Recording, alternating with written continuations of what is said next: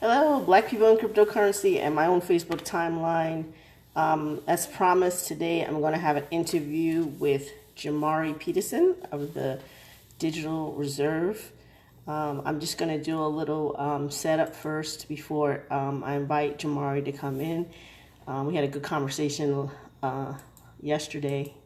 I usually don't do any like pre-interviews, but I was playing around with using a stand and playing around with trying to improve the live stream. And Jamari was available yesterday to do some tests that didn't work. So I'm kind of back to my usual way of using just using my mobile phone and then sharing the live stream to the groups, Black People in Cryptocurrency, and the page, Black People in Cryptocurrency, so other people can view the live stream at the same time. So I'm going to do that now before I bring Jamari in, and then also talk about like a little kind of housekeeping or informational issues. Those of you who are new to the Black People in Cryptocurrency Facebook group, it is the larger one, not the one with the IES. I don't have anything to do with that one. That one came along a little bit later. So the one that shares the same logo with the page, if you're new to the group, please read the rules and the guidelines that are in the announcements area. Facebook has since changed. It used to be called the kind of pin post area, or the area where you pin post. Now you can pin several things at once. So the rules are nestled in the announcements area, but the announcements area has a couple of other things you could possibly look at. There is currently a hackathon by another group. Sinclair Skinner is involved, and definitely some technologists from Kenya, John, and others. They have a hackathon that should be of interest to people who have businesses that are in the space, especially if you're in the United States. The winning prize is a paid-for trip to Uganda for the Ugandan blockchain conference in the spring. So the hackathon is coming up very recently, so you need to look at that if you want to enter your business model into the fray to be considered among the winners. They also have some paid for second and third place. They have some paid sponsorship as well. So if you're in the Black People in Cryptocurrency group and you sift through the announcements area in the top, you should find a pinned post about the hackathon that is there this weekend. I won't be there. I have some other obligations, family obligations, but there is a blockchain consultants group out of Baltimore that's having a conference also in Baltimore, and it's this weekend. I think it's Friday and Saturday, or it's Friday and the bonus day is Saturday. I'm not really sure. It's like second, third, but you should definitely take a look. I don't think I put it in the pin post. If it's not there, I'll try to find something and put it there later. But I did post about it in the group a while ago. I shared a post from a group that has quite a few women sponsors, so it's pretty great to see a lot of women in the space. And we're in the space not necessarily talking about what it means to be female in the space, but just talking about what it is to be either an entrepreneur or covering entrepreneurs, or in an education part of blockchain and cryptocurrency. So you're going to stop talking because I can't do two things at once, and make sure that it is in the Black People in Cryptocurrency group.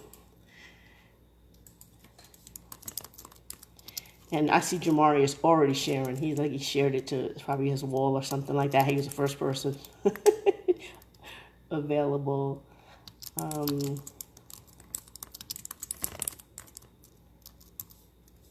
Okay, let me post it there. And the other place I want to post it is the actual page. Actually, I might actually put it on the page as an archive. I think most people are in the actual group.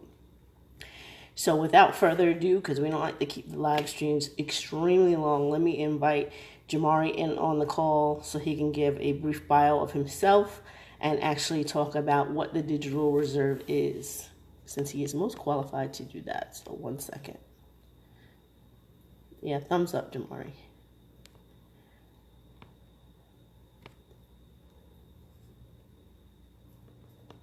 I'm adding in a few seconds. Let me move over so you can peer like somewhere over here. Hey, how you doing? I'm well. Good day, good day, good day. As you can see, I'm using a stand. Yes, no, Progress. beautiful, good stuff. Yeah, me and well, I Exactly. just set mine up. Exactly. So let's get to it. I don't like to keep my live streams very long. Tell me something about Jomari Peterson. Who is Jomari Peterson before we get into what the digital reserve is? Oh, I guess I'm back. Did you say something? Because if so, I was frozen. Okay, so the question was tell us something about Jomari Peterson. Who is Jomari Peterson before we get into what the digital reserve is? Yeah, no, absolutely. Yeah, so I tell people who generally a good way to remember my name is Jamarco Safari, and it's Ferrari. I consider myself a extreme extrovert with deep interest in research. One of my just totally random facts. One of my favorite books was The Good Earth by Pearl S. Buck. It was about kind of how important land is, and if you hold on to it, that valuation will return you even if you go through times of depression or famine or strife. That the value will stay there. That kind of generated my interest in infrastructural development and how do you build systems that can support people on the long-term horizon. Went to Howard University for undergrad, Carnegie Mellon for my PhD in engineering public policy. My first project was the quantum resistant ledger, which was basically using quantum resistant technology and cryptography to secure a blockchain ledger so as it can prevent the eventual risk of quantum computing, which is makes all the current blockchain implementations vulnerable. Currently, I'm working on my passion project, which is the digital reserve, which is focused on actually creating a financial institution that can service our communities, trying to create a more equitable and profitable type of system that as a currency that can be adopted by our communities as well as everyone in the world. So that's kind of the vision, the goal. About me also, I'm heavier than I used to be. I used to practice parkour, so I enjoyed that. I like splunking. I don't like heights. This interview is over. He has said everything. No, let's back up. Let's talk about. Well, you know what? Before I even get to the digital reserve, how did you end up? I mean, how did I know you have an undergraduate degree in civil engineering from Howard University, as you stated, and also an MBA, and then you also stated that your Orbit dissertation at Carnegie Mellon, in terms of engineering as well as public policy. But in terms of actually having a first encounter with Bitcoin or cryptocurrency, how did that process work for you? What was that like? Yeah, so it's really two stages. The first initial hearing about it was while I was in in my MBA program. I had previously been writing a paper or trying to write a paper, a book about fiat currency and about money in general, and about how these things are all reliant on trust, and about what the significance and what that means, and kind of how communities can come together and build systems around themselves that can actually sustain them and create profitability and institutional wealth. And then I heard about Bitcoin, but I didn't really connect to the elective governance, the elective part of people choosing an economic system, because actually the underlying economics of Bitcoin didn't really match my interest at the time, because a lot of it was more libertarian focused and actually about hoarding or holding and maintaining the value of what you have now.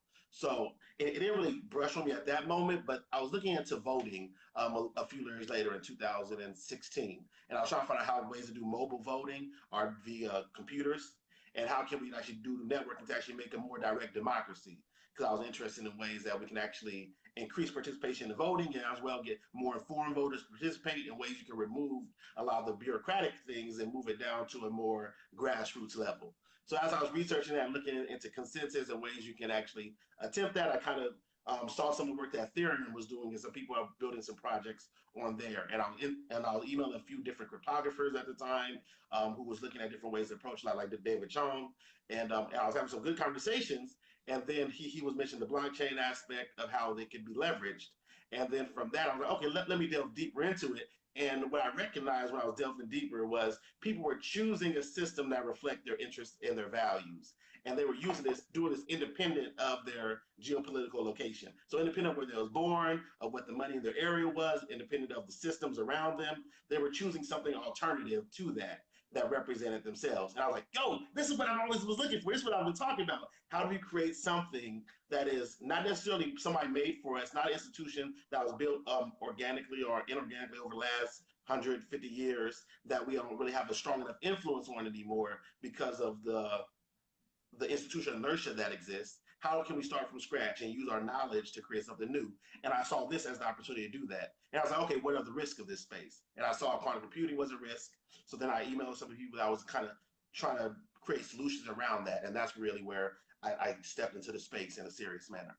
What else wrong? Yeah, So it's really interesting that you're interested in voting, because I think most people, when they hear just a little bit, they're thinking of digital money. That's all they're thinking in terms of the applications of the computing system behind Bitcoin.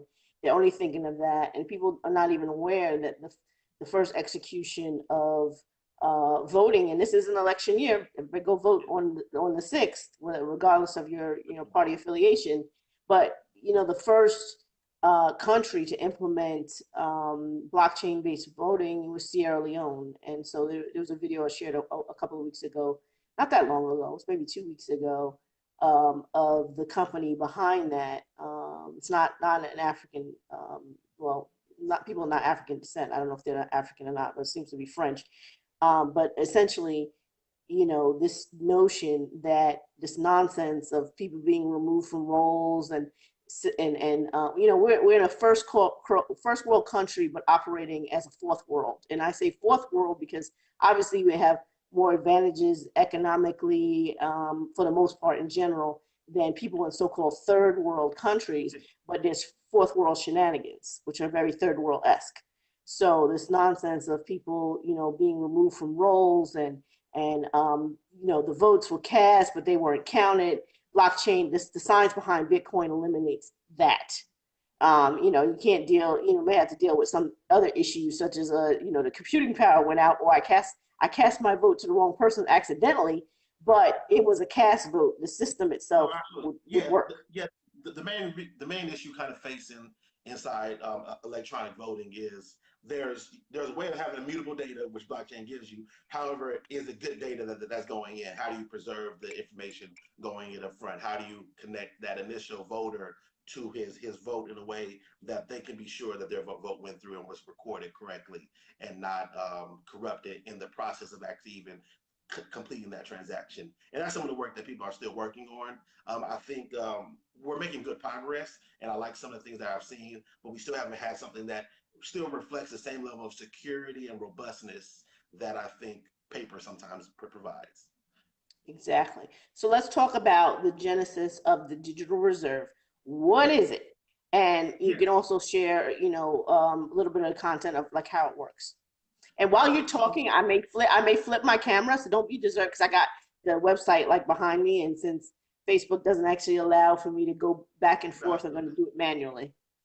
No, absolutely. So the digital reserve is interesting. The place it came out of what was two parts. One, I was interested in how do we just create more financial inclusivity? How do we create financial accessibility in our communities? How do we make adoption more lucrative, more interesting? How do we incentivize that for people? However, the technical side that was birthed out of was how do we solve the nothing at stake issue in proof of stake? Go ahead. Oh, I don't know. I think it froze a little bit. Naive assumptions. And some of those naive assumptions have the issue called nothing at stake. And nothing at stake is really basically if you're not bonding funds, or if you're bonding funds, as you're setting them aside so as you can actually validate the transaction. Because basically, so let me back up. In proof of work, what happens, who people in this space know, is you're actually using energy, exerting energy to be able to demonstrate that you're being honest and validating transaction. Because you actually have the opportunity to mine new coins in the process. So you're burning this energy via solving these really hard puzzles. So as your computer is solving those puzzles, it's actually churning through all the possibilities until you receive on a viable answer, which allows you to mine new coins. That's going to have the supply is increased. And the reason people like this is supported by mathematical functions. However, it's also really expensive computationally as well as on the power side. So that we're consuming a lot of power. There's now an arms race of sorts in investing in hardware to be able to mine new Bitcoin, new coins that use proof of work. What proof of stake looks at is how can we move that hardware cost to actually an intrinsic valuation on chain, such as proof of stake, which is saying, hey, if you value what's on the network, you're not going to lie about validation because you actually are honest participant and you have an incentive on chain to actually be honest in validating transactions, or at least if not even be honest, to at least hold to the protocol because otherwise you're losing out on opportunity. So to make because it's digital information though, it's easy to copy information and fake it and what they call grinding, just grind through fake answers. So to mitigate this, what people are doing is they're saying, okay, if you have some stake, if you have some of these coins in the network, why don't you place those to the side as collateral or as a bond, and that's being used to actually provide insurance or as a reason for you to be honest or to hold to the protocol in validating transactions over here. So therefore, a lot of systems are being devised around how do you do that system? How do you have validators who are being honest and have the stake that represents their incentive to be honest, more or less. However, the issue at nothing at stake is, what about if you're validating transactions and then your time of holding this collateral is over, and then you send a bad message, or or what do you do if you're actually betting on, because energy sending signals is cheap if you're not burning a lot of energy or computation to solve these puzzles. So what stops you from betting on multiple different chains or lines of information that are different than what's true to actually maximize your return, to actually help a double spend transaction? What's stopping you from doing that? How do you mitigate those faults? So that's not where the nothing at stake issue came from. So what the digital reserve looked at was actually saying, okay, people are bonding these funds. However, that becomes a stagnant asset. So that's just sitting there. And if you're trying to minimize your circulation within your network, then that's good, because then you can raise prices because there's less money flowing within the system. So the little bit that you have should hopefully be flowing faster. However, we felt like that was actually leads to a stagnant economic system. And we believe that's kind of the issue that Bitcoin is going to have in the long term. Not short term, but long term, will start reaching its point of actually hitting its maximum supply. There's going to be a stagnation. So you froze up a little bit. Am I back? Yeah. Yes. Sorry. Go ahead. Because all value that's created at that point is then going to accrue to those who are holding. And we didn't feel like that made sense. So therefore, when we looked at it, I said, okay, how about we take these funds that would normally be stagnant and turn them into working assets? Just like when people purchase mining hardware, that becomes an asset for them that they use to generate. So therefore, we want to take that capital that they're staking and you use that as actually a working asset. So we use that for the micro lending. And then we also want to make sure that we mitigate the nothing at stake issue. So what we did is we made a cost to minting. So basically, on our chain, what we do is, as you're propagating messages, you're actually paying out as a miner or minter or staker, whatever you want to call it. You're actually paying out small fees for the messages that you're sending. So in some ways, you're actually having a cost for the work that you're doing. You're propagating messages, and also now people who are other minters can look at those costs are coming through and say, hey, if you're betting on something incorrect, or if you're actually sending bad messages, we can accept your transaction, which is pulling from your stake, but deny the negative information. So therefore, you now have an incentive to be honest, because if you're being dishonest, but you're also propagating messages, you're paying for those dishonest messages. So therefore, by making that there are costs associated with that, we can mitigate the fact that there's nothing at stake in propagating bad messages, and also provides an incentive for actually stopping spamming as well in the network intrinsically. So therefore, by doing that, as they're paying these costs, those costs for propagating messages actually go into a reserve, and that reserve backs the lending that comes from the staking pool. And then, therefore, you now have a reserve as well as a staking pool.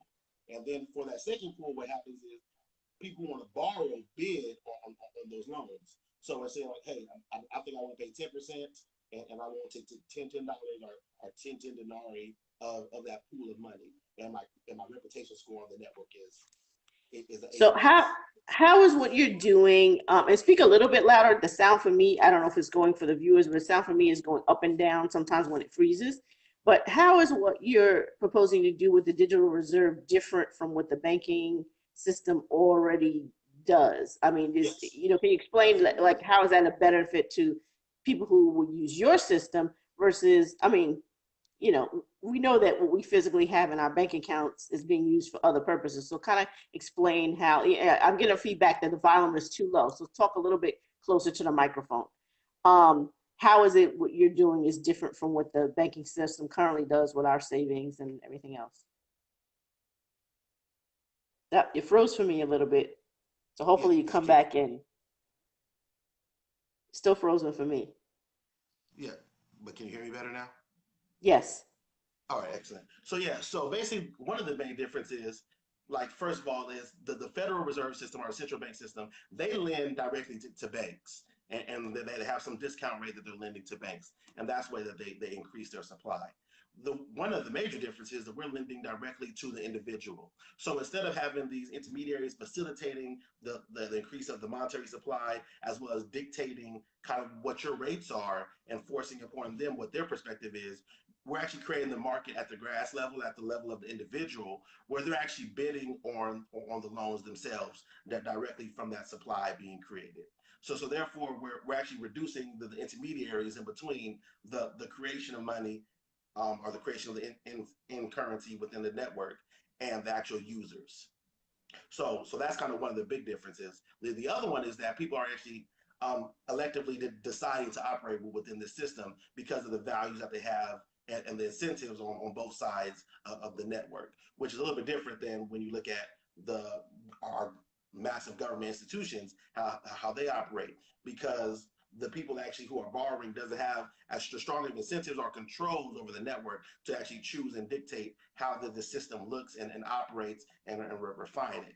That institution has been created and shaped in such a way that actually there's a lot of bias and discrimination that's built into it, that people, that especially people of color and people who are minorities, experience more than others. So therefore, what this system does, it removes a lot of that discriminatory bias by actually bringing it back down to the base fundamentals of, Frozen again for me. Hold on. like, whenever I get messages, it pauses. Okay. What the rate is. Stop, Um, stop messaging him. You know he's on a live stream. Cut it out. right. Go Clearly, ahead. clearly, right? Like, whatever the messages are, um, sorry, let me take back up. So really, the difference is the discrimination is basically based on what your reputation score is based on, how much money you want, is based on the interest rate, and also the time period. And we're providing incentive for shorter time periods because it's supposed to be micro lending. So we believe that shorter terms actually have higher repayability. So the default rate is actually lower when you have shorter terms of lending, and also can have a larger impact because then you have those issues with somebody who mows lawns, whose blade breaks, and then their mowing the line is actually vital to them making their next $100 to $200 or whatever money that they're making, and they need that fix. If they don't have the capacity to do that in a quick manner, they're missing out on all their opportunity. So therefore, having a small microloan that can allow them to even fix or repair that issue has a major return of for that investment for them. Because I really think about debt as investment versus consumerism debt. So really, that's the purpose. It's actually performing a way of having debt as investment for those who have actually a higher return on those smaller loans in short periods. So the platform that you have right now, what stage are you at? Can people go now and create accounts, or you've yet to launch? Where are you at in Yeah. terms of rollout? So currently we have an alpha UX that we've created, and we actually want we're actually trying to release a test net within the next month so people can experience and give feedback, because we want to take a human-centered design approach to this, because of the technology aspects we feel pretty strongly about. We feel confident that we bringing the rest of that together. However, the user interface is actually one of the major issues that people in this space have. How do you create on ramps and off ramps that are easy for people to enter into the space, use what you create or make, and then exit the space as necessary. So therefore, we want to make sure that we iterate that user interface a lot for people. So that's really what our starting place is. We are developing using the Phantom, DAG, and the Spectre, which is from DAG Labs Official in Israel. They're the creators of the Ghost Protocol, which Ethereum uses. So we are building on that as well simultaneously. But we're really worried about how to make sure people understand easily and comprehend what's happening, and how do we adjust it for different regions and areas. And how will uh I see a question, Lamar. I'll get to you in 1 second. But if we're using your platform, are we using your cryptocurrency, or can we do the same thing with Ethereum, or you Yes. know? So we're actually, yeah, in reality, we're building a separate distributed ledger implementation or separate blockchain using what's called a block DAG. And we chose that for a couple of reasons. One, because when it comes to financial products, it doesn't make sense to build it on a multi-token or multi-tiered system. So given the fact that Ethereum currently, for doing transactions, you have to pay everything in ETH or ETH, Ether, yeah, ETH. Like to make those transactions, you have to pay in ETH. And if we have our own currency that we're trying to create, well, then you're paying in the Denari and ETH, and that increases more friction already into a space that's already difficult. So that didn't make sense. So that was one reason. Another one was because we want to bake in quantum resistant properties into our network. Because it's, as a financial institution focus of the network, you have to think 5 to 10 years at minimum in this space. Financial institutions are already making this change. But we know that NIST is already investigating cryptography signatures to make sure that they're prepared. So while everybody is vulnerable to quantum cryptography, if you don't build it now, institutional inertia is going to stop you from being prepared. So Ethereum, while they have abstracted some signatures, because their default way of approaching signatures is still based on elliptical key cryptography, they're going to be vulnerable. Bitcoin, we know that they have institutional inertia, basically just from being decentralized. It's hard to get everybody on board on the same page to make a change. So even when quantum computing becomes an issue, that's going to be real difficult for them to make that pivot to proper signatures. So we want to make sure that we considered that up front and make sure that we was ready and prepared for that eventuality. And the last reason was I actually like the work that DAG Labs does around direct acyclic graphs, and the potential throughput that you actually have in that system is actually really high, and it uses topology. And I like the way that topology of a DAG works with the proof of stake system, because then you can actually have an easier approach to sharding and things of that nature if you want to go into that area, because you've already built in something that considers ancestors and what happened in the past along different branches. And I think that's a really powerful approach to actually building a more robust cryptocurrency. Okay, so I want to encourage people who are watching, if you do have a question, please do shoot the question. Kafunya, I saw your question earlier. It really doesn't apply as much to this live stream because he's talking about a specific platform, not necessarily Bitcoin. And I'll send you a message after and answer your question. But some dude, I don't know, Lamar Wilson, some dude, I don't know, someone Some coined guy. him. He wants to know how can you run a node? Yeah, so currently our nodes, our test net isn't active. However, the way that we're going to do it is we're going to be releasing it on GitHub. I believe we already have a GitHub up as we're operating, but right now it's a simulation based network. And if you want to actually see the simulation network we're leveraging, there's this guy named Aviv Yaish. He's from the University of Israel. He created the first Phantom simulation that we're building off of. So if you want to check that out, that Can, is can, available. when this live cast is over, can you go back to it and put that name in the actual thread? Because I'm not gonna remember that name. Well, you can do it now if you want to. Right. I believe that's his name, if I'm not accurate. And he built it using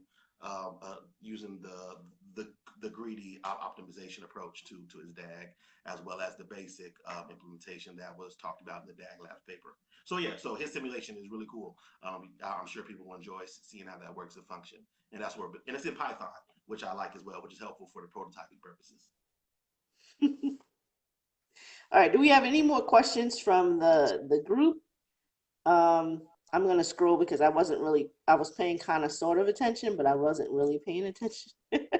I was trying to listen, and I know that Kafunya asked a question. I know I saw the Mars. So if anybody else has any questions, please send them now. Yeah, I'm still here. I was sorry to make sure someone called me, and then when they call, it turns off my sound. Times when I'm using my cell phone. Oh yeah, I guess I don't get that many calls. Actually, the main people who generally call me, I text them about like 30 minutes before the interview. I was like, do not call me between noon and 1 p.m. at least Right. because Yeah. I'm working on something. So the usual people that text me and stuff like that are kind of like laying low. All right. So again, Jomari Peterson's venture is called the digitalreserve.org. And if I were to summarize, and I don't know, you correct me if I'm not being accurate, in a way, your platform is kind of a decentralization of loaning. Yeah, The way no, people can absolutely. expect loans to be distributed. You know, an everyday person like myself can hold a certain amount of collateral in my account and make a decision on what loans to give to other people. Is that correct or incorrect?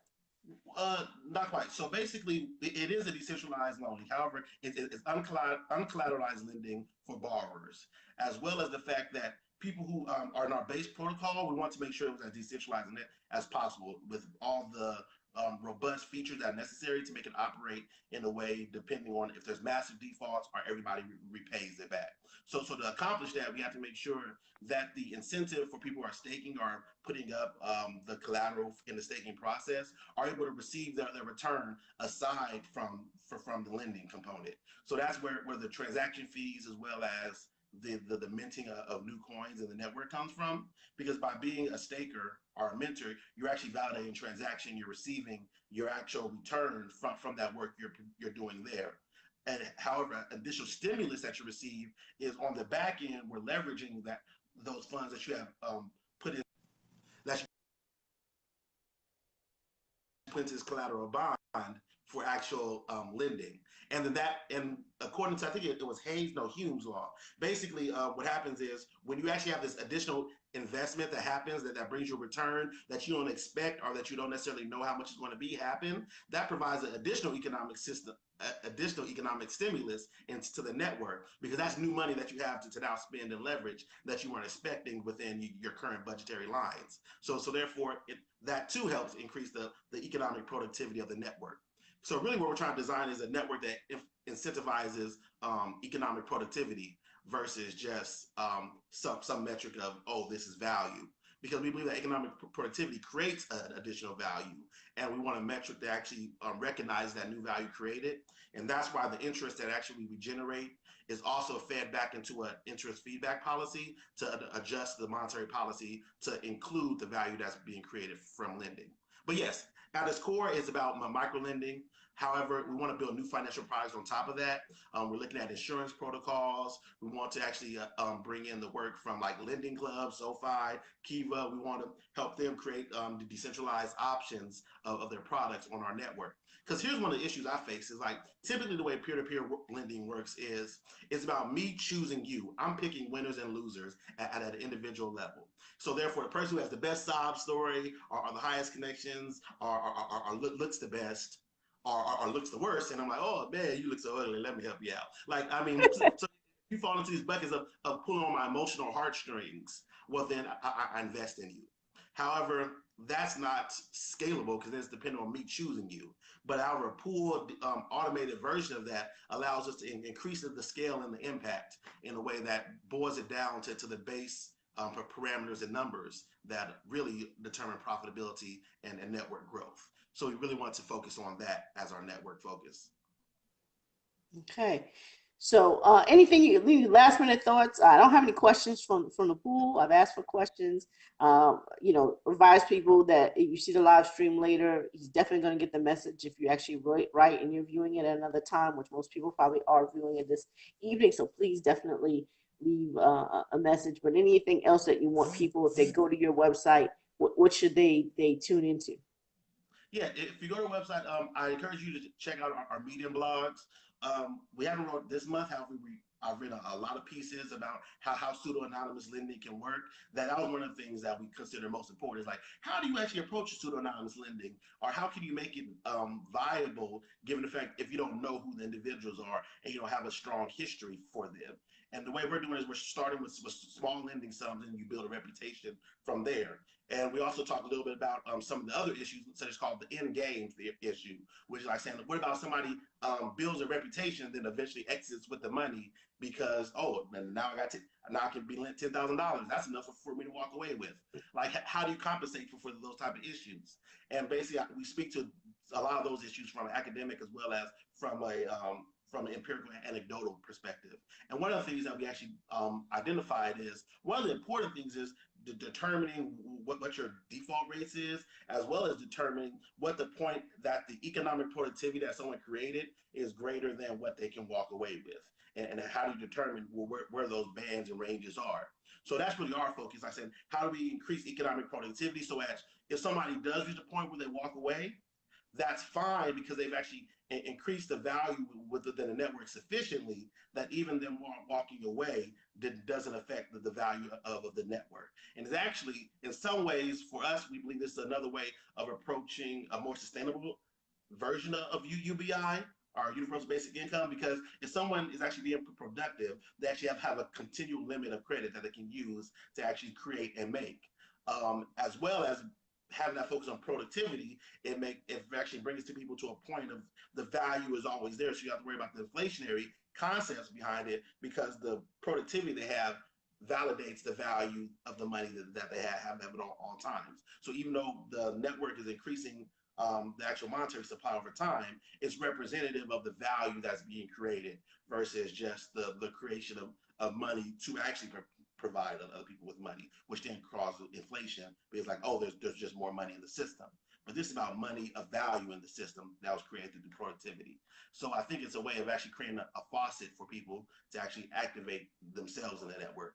And we also was like saying, hey, this is a good way of actually massive adoption because if you can do it without collateral, that provides a reason who normally wouldn't participate in the space because it's really about having hardware or paying for cryptocurrencies. If you can actually like just do what you normally would do, like create and make and do work and be productive to actually not participate in the cryptocurrency space is a reason for people to actually start using cryptocurrencies because now they're having an incentive that minimizes the barrier of entry, at least internal to the network. There's still the on ramping and off ramping, which is what we're working with Pittsburgh, Pennsylvania, and Liberia with because we're currently working with Trust Savings Credit Union, which is a United Nations sponsored credit union in Liberia, as well as some nonprofits in Pittsburgh, Pennsylvania, around demonstrating how this can function inside developed and developing regions.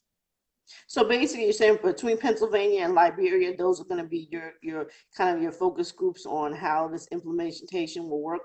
That's what Right. you're Yes. working with. Yes, no, right. Because the digital reserve, we're a public benefit corporation, and for us, what we think is like saying, while we're building a network, the network is global and scalable at that level. We also recognize that the human nature provides a necessity for us to take an acupunctural approach, to choose specific areas to develop capacity, to show how it functions, and validate all the aspects of the network in a real manner so we can tell those stories. Because in general, people are storytellers. They want to hear stories and people tell stories. So we have to help generate those stories for people so they can see what the potential of this network is. So we're actually talking with those two areas to develop the capacity for us launching this product with them so as we can tell the story globally.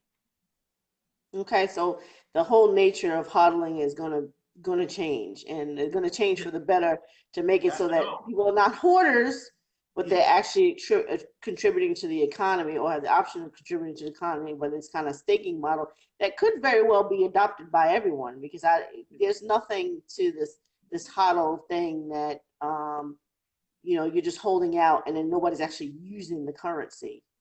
yeah. So there's a rationale for it if you're focused on just yourself, because the rationale is if I hold and anybody does anything else of value, I'm going to capture some of what they did.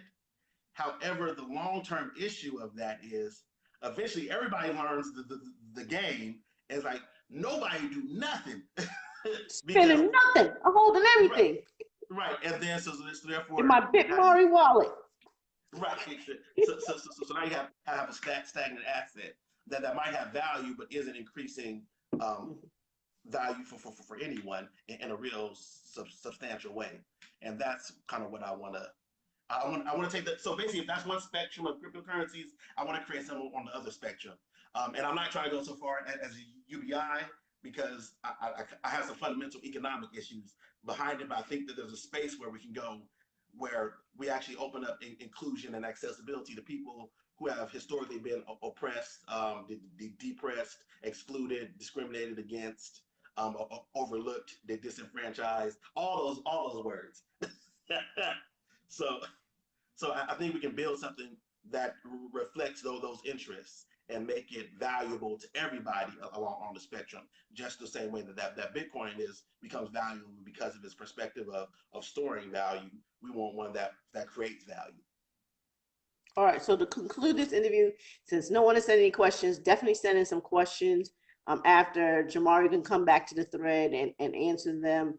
But essentially, we're talking about Jomari Peterson. He's the creator of the Digital Reserve, and he's really tackling some economic issues in cryptocurrency as it relates to lending and really trying to come up with a solution. His expertise, he's over a dissertation at Carnegie Mellon for public policy and engineering, and has an MBA and civil engineering degree from Howard University. So, this is an area in which, he's very much adept at talking about, and it just may have ramifications across all of cryptocurrency. So definitely go to thedigitalreserve.org so you can become familiar with specifically what he's doing and keep an eye on him. I mean, the reason why we have these live streams in the first place is, people of color, essentially are hidden from the narrative, even of this next internet boom. And it is an internet boom. I mean, blockchain is just an internet of value. That's all, versus the internet of data that we're currently on, that we're familiar with the web. So a lot of people are thinking and problem solving in the space. So we are very thankful to have a few minutes of his time, because the next time we see him, he'll probably be on CNN somewhere, and he'd be like, "Oh, I'm too busy. I can't find black people and who and what and where." So, we could say we pretty much were among the first to have him. But if you Google his name, you'll actually find him giving presentations as well. It's kind of how I was introduced to him. My admin, funny story. One of my co-admins, Robert Ponce, kept saying, "You keep seeing this guy Jomari posting and black people in cryptocurrency," and I'm so busy with Masternodes and everything else. I'm just happy that black people in cryptocurrency, the people are mostly on target, and the people who are regular posters are constantly pushing content out there that's relevant to the space. So I'm like, "No, I haven't seen it." And he said, "Well, you gotta know what he's talking about, what he's doing before you go to Black Blockchain Summit." Of course, I didn't do it. I had the email, I had this. So when I first time, two people especially came up from the group that I wasn't as familiar with, other than a static photo on a profile page, were Joel Andre and then yourself. And then as soon as I saw you, I was like, "Yeah, I heard you were great." And I'm telling you, you're great. He's like, "But I've actually looked at the digitalreserve.org." So in preparation for the interview, I did look through some things. I did watch some videos.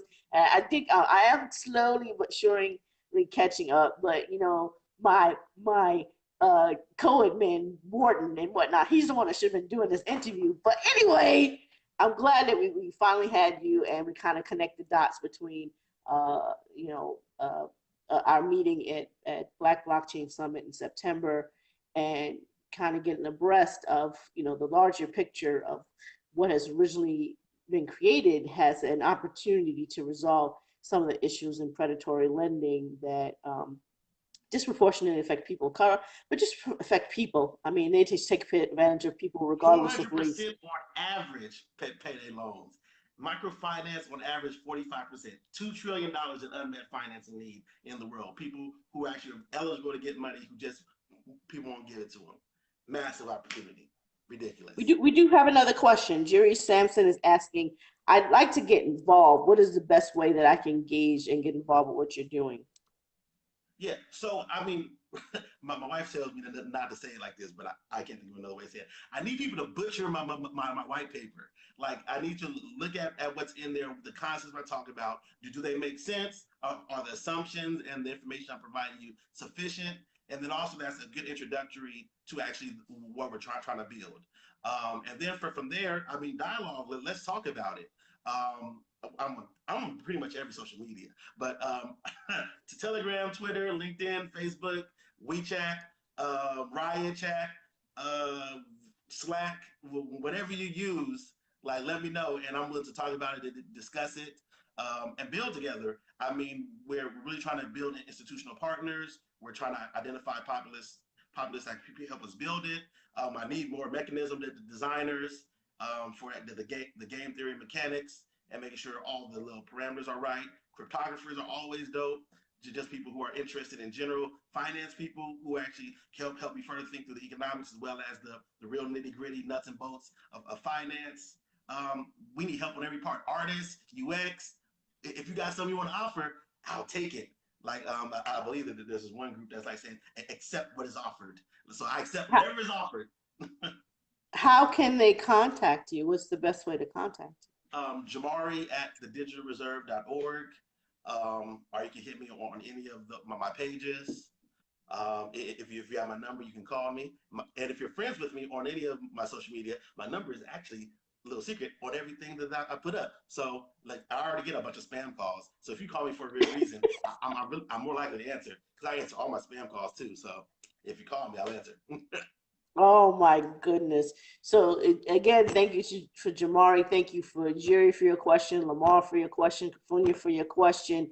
Anybody else has any further questions in the rebroadcast, please do put it on the post. Jamari, as he's very much active on social media, so he'll see it, and then you can also tag him, and then he'll respond. Or as you can said, you can actually find a way to contact him by way of his email address that he gave or any other way. So we really definitely looking forward into this becoming a thanks Lamar, something that's not under the radar, that's something that's widely known, that you have the expertise in actually building a solution for something that's much needed, you know. Yes. And I appreciate your So time. I definitely. appreciate people listening and you asking questions.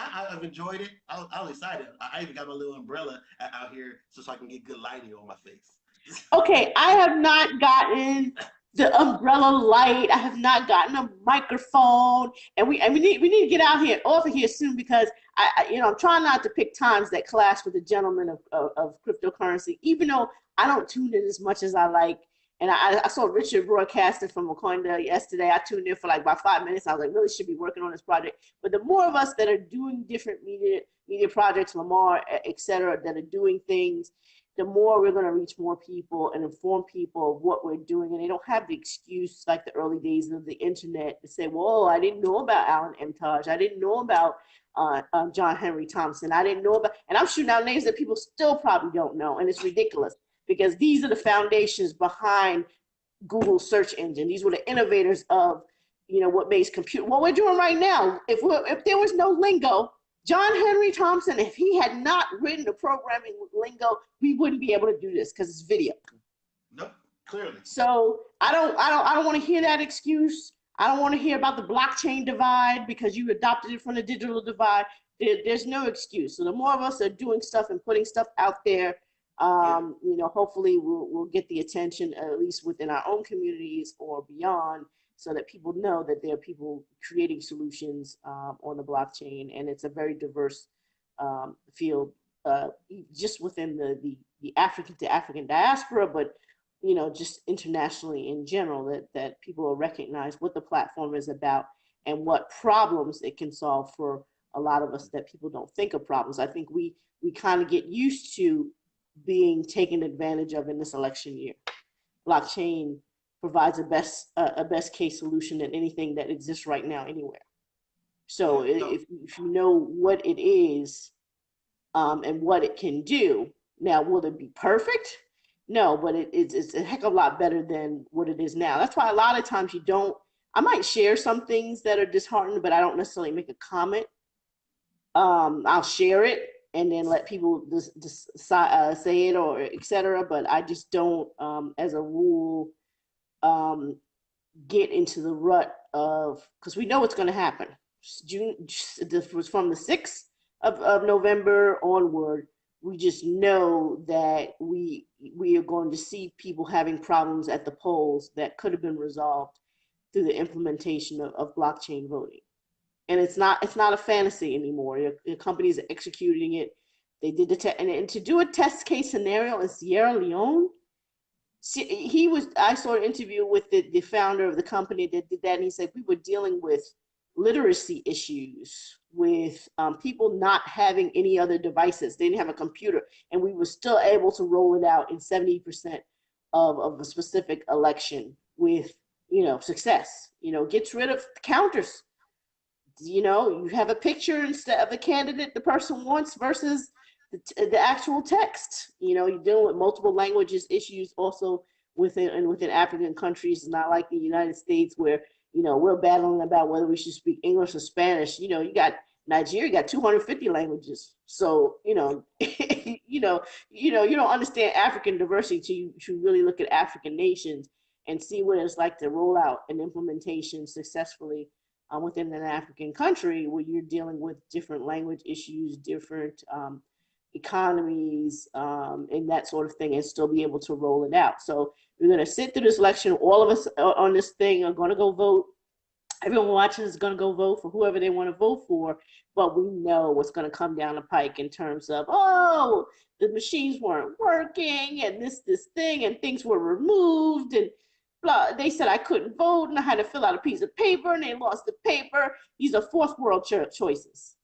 Don't be bamboozled. We can do better. Yeah, no, and build something. I mean, like be active, like vote, and then do something else to actually to change the situation.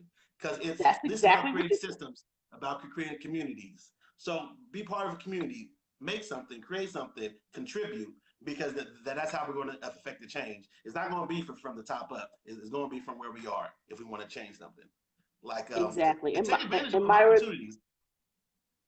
yeah, and Myra, this is about some people tuning in late. It is about cryptocurrency. Jomari Peterson is creator of the digitalreserve.org. And basically, the problem he's solving involves micro lending. So Robert says, thanks, Jomari Peterson and D. Yeah, yeah, yeah. He's the one that was supposed to be interviewing you. He's the one that was bugging me about getting in contact with you. in Oh, contact with you. appreciate that. So we're going to sign out. We're about 5 minutes to showtime before the cryptocurrency, the crypto gentleman begin. He said, run for office. He's too busy to run for office. He's solving problems.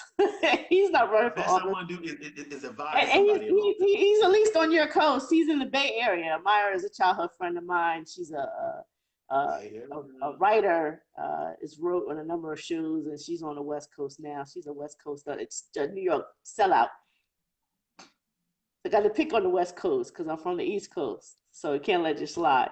But anyway, definitely, Myra, definitely tune back in when I say this. You can watch the rebroadcast and get an idea of what he's doing. And to I got to stop reading the thread. We're lucky to have him. We're lucky that he is actually working to provide an economic solution. And we have to be mindful of changes that are coming down the pike in terms of how cryptocurrency platforms will be utilizing or can utilize to actually help people in the world, and actually how you can make money off of that as well. Yeah, absolutely. All right, thanks again. I just want to last minute mention that I am repping today. I'm wearing my I Love Black People shirt from Bitmark. Shout out to From Sinclair Bitmark conference. I've worn it a couple of times around town when I was going to get fancy with a nice blouse like I usually do. But I think I was represent Sinclair Skinner today with and I also got my Satoshi is Black pin on also. The Satoshi is Black one is so effective going out. Like people be like, say what? Well, yeah. To be fair, there was a Satoshi is female first. Yeah, and after that conference, black and female one. I need a Satoshi is Black and female. I can rock both, but you can rock it too. Anybody can rock a Satoshi. As a matter of fact, it was so funny because Joel Andre was like saying he's wearing this in Florida and he's getting side eye looks. I love Black people, or Satoshi is Black, or something like that, or whatever. I mainly get compliments. First time I wore my I Love Black People shirt. One of my friends was like, "You didn't give me a shirt. You didn't come back and bring me a shirt. I love Black people too." So it's definitely a conversation starter. And then when people start talking, I noticed I point to the URL below and say it's about what the potential equalizing factor of cryptocurrency can mean for people of color, which is essentially a project you're working on, but just people in general, right? Also. To get out of the system of the paradigm in terms of predatory lending affects people globally. So that's essentially what it's about. So all that said, we're 3 minutes until the next show that I'm probably going to tune in for 5 minutes, the gentleman of crypto, but I don't want to overlap that time. I just mentioned that my next live stream is going to be November 13th.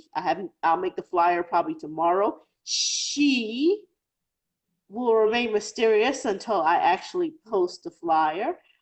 We haven't had a discussion with a woman who is an entrepreneur for a while. So we're going to talk about her platform and the stages it's at, and it's up and running. Someone we haven't had in the past. I know we've had Sarita Himes twice, but this is a new guest who's raring to go. The time will be a little bit different, a little bit early. I'm going to keep my podcast on Tuesdays as much as possible, but the flexibility really has to do with my guests often and myself in terms of the range of times, trying to keep it in the afternoon. I think she's starting at 11 a.m. So look out for the November 13th flyer for the next Black People in Cryptocurrency. But again, thanks again, Jomari, for the last time. Amidst all the negative, we have plenty of positive work to do. Yes, Robert, we do have plenty of positive work to do. So let's sign out and let's tune into the gentleman of cryptocurrency who will be coming up in a few minutes because it's almost one-ish. All right. Peace out. Thanks. Miracles.